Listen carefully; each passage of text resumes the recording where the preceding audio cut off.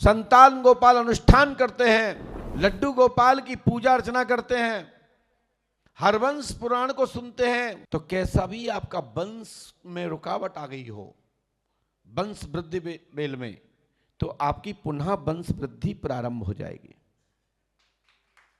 वंश बढ़ने लगेगा। तो उस अवस्था में जिनके घर में वंश चलना बंद हो रहा है या हो गया है, तो उसके लिए उपाय क्या है? तो उसके लिए एक साधारण सा उपाय है, टोटका भी है और एक अनुष्ठान भी। आप एक पाखर का पेड़ लगाइए, पाखर का पेड़ वृक्ष पौधा लाइए, किसी भी मंदिर प्रांगण में वहां के पुजारी पंडा से पूछ करके जगह मांग करके आप बरगद का पेड़ लगाइए। मैं गारंटी देता हूं, जैसे बरगद यानी पाखर इत्यादि ये बढ़ते हैं ना, जटाएं जैसे उनकी जमीन में गिरती है तो एक दूसरा पेड़ तैयार हो जाता है, बस उस पर मिट्टी चढ़ाने की जरूरत है। ऐसे ही मैं गारंटी देता हूं आपकी अमर बेल हो जाएगी। आपके वंश में कभी भी नीचे कभी भी आपके घर में वंश नहीं रुकेगा। बस उसको शिक्षा देना कि गौ ब्राह्मण और पीपल को मानते रहना, पीपल की पूजा, बट वृक्ष की पूजा आप करिए, और ये एक आप पाखर का पेड़ यानी वृक्ष पौधा लगाइए, बरगद का एक पौधा लगाइए।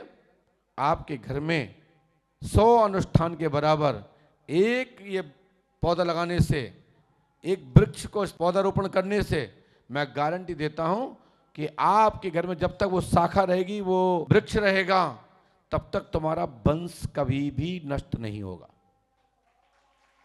ये इसमें कोई बहुत बड़ा अनुष्ठान नहीं है, ये बस लगा करके उसको 4 से 5 महीने देखभाल करना है, जल डालना है, कुछ उसको घेराबंदी करना है जिससे कि वो कोई तोड़ ना दे, कोई खा ना ले, उसको नष्ट ना कर दे, कोई उखाड़ ना दे।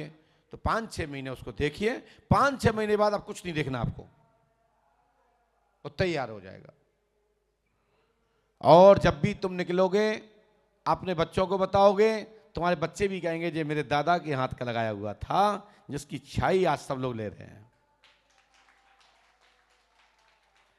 तो आप लोग बरगद के पेड़ को जरूर उस पौधे को लगाएं।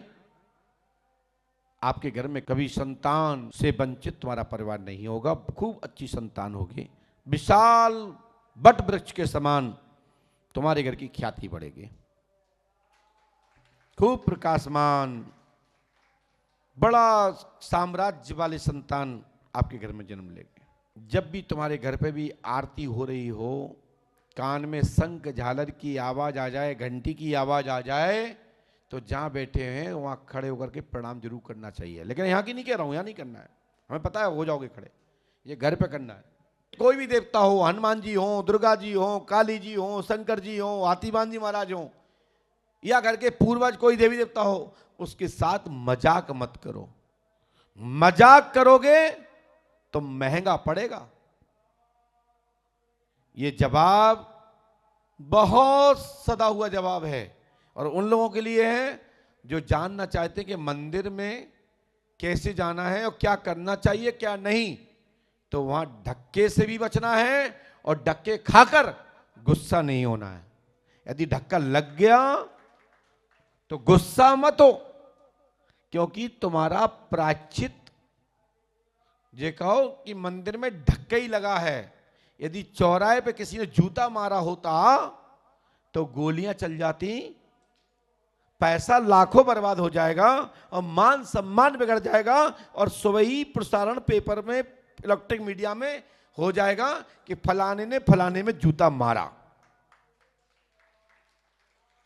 तो आपका मंदिर में या तीर्थ में धक्का लग गया तो आप भगवान से कहो, भगवान आपका धन्यवाद कि आपने मुझे धक्के में ही बचा लिया, जूते घलने से बचा लिया, शीश कलम होने से बचा लिया, मान प्रतिष्ठा से बचा लिया, इज्जत लुटने से बचा लिया।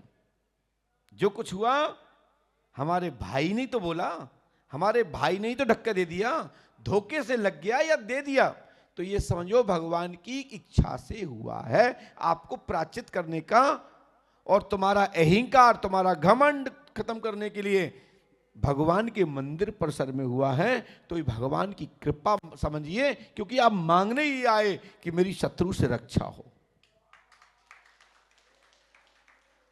क्योंकि शत्रु तो तुम्हें मारेगा। लेकिन भगवान ने कहा ये मेरे पास आ गया तो उसको टाला तो खत्म तो नहीं किया जा सकता, चलो उसका तरीका है कि इसके माध्यम से इसको झुका देता हूं।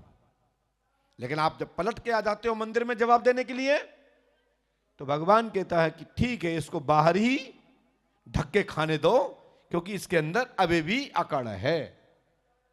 तो लोग कहते हैं कि मैं तो इतने वर्षों से पंडोखर धाम जा रहा हूं, कामतानाथ जा रहा हूं, गोवर्धन सरकार जा रहा हूं, काशी जा रहा हूं, बोलते हैं ब्रज में हम खूब चक्कर लगाते हैं, परिक्रमा करते हैं, फिर भी मेरे साथ ऐसा क्यों हो गया? अरे हो गया, लेकिन आप कल्पना करो उससे कुछ तुम्हारा कुछ बिगड़ा? यदि नहीं बिगड़ा तो ये भगवान की कृपा है। कांटे का काम तो लगना ही है, कांटे पे पैर रखोगे तो कांटा तो पैर में ही घुसेगा, लेकिन उस कांटे ने अपना रिएक्शन नहीं दिया, वो भगवान की कृपा है।